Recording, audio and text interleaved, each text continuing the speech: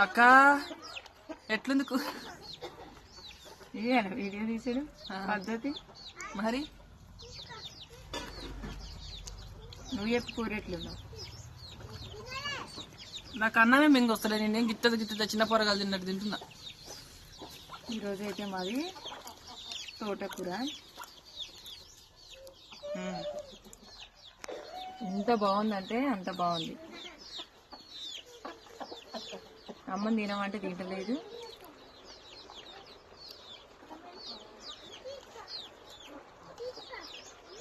Super ఉంది. మెంతికూర వేస్తే నేను తినను అనుకున్నా, కానీ బాగుంది.